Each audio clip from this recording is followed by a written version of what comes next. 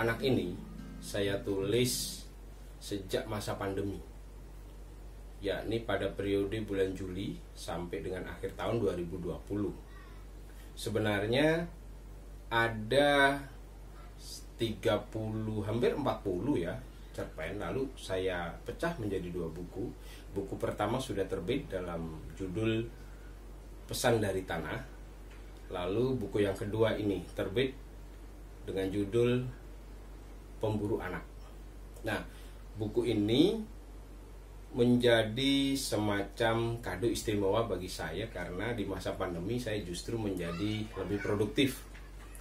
Bisa punya waktu luang, kemudian sempat menulis, sempat mencurahkan beberapa kegelisahan dan juga keresahan saya sebagai jurnalis begitu. Hal-hal yang tidak tertampung di dalam dunia jurnalistik saya simpan dan kemudian saya tulis dalam bentuk cerpen-cerpen ini. Saya sendiri sebenarnya semula bukan penulis cerpen ya, saya murni wartawan. Jadi baru kali inilah saya menulis cerpen. Nah, di buku Pemburu Anak ini terdiri dari 16 cerpen. Sebanyak 6 cerpen sudah dimuat di berbagai media. Tempo, Jawa Pos, Pikiran Rakyat, Suara Merdeka, dan satu lagi saya lupa di mana gitu ya, ada beberapa gitu. Kemudian ada beberapa yang memang tidak saya kirim ke media dan itu menjadi cerpen yang istimewa. Artinya cerpen-cerpen ini belum pernah diketahui oleh publik. Nah,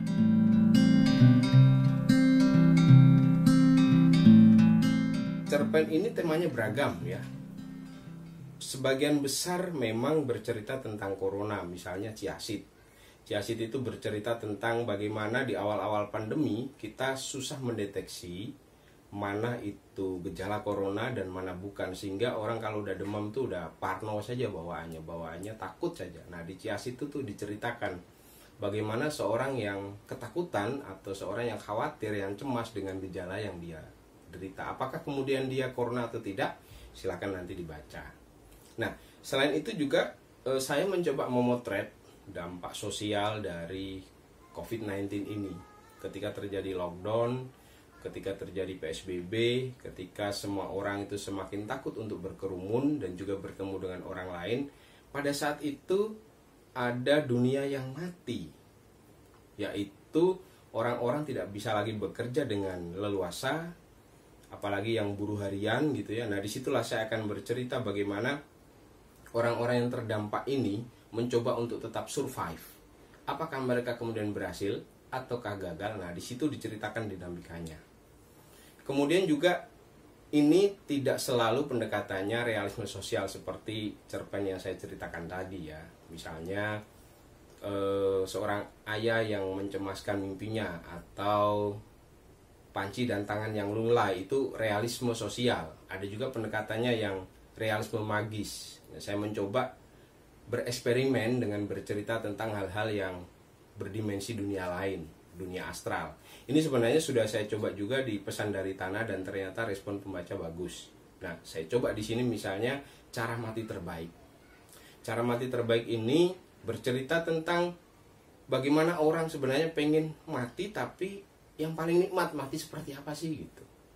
Nah, di akhir cerita kemudian ditemukan bagaimana formula menjadi orang yang bisa menikmati kematian itu. Apakah harus dengan bunuh diri ataukah tidak? Nah, di situ akan dijelaskan. Memang secara umum cerpen-cerpen ini adalah cerpen-cerpen eksperimental saya sebagai pemula dalam dunia cerpen. Tetapi saya meyakini bahwa kemampuan saya dalam menulis atau belajar menulis selama 15 tahun menjadi wartawan itu modal yang cukup gitu.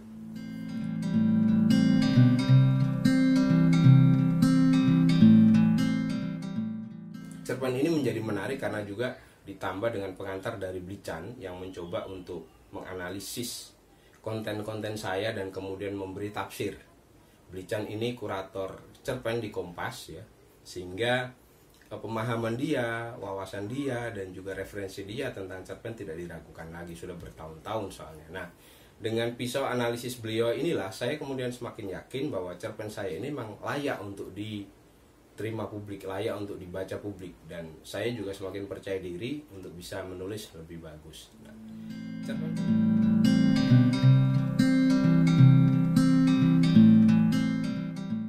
Cerpen-cerpen ini akan segera menemani teman-teman sekalian dan bisa dibeli di toko-toko buku Gramedia terdekat.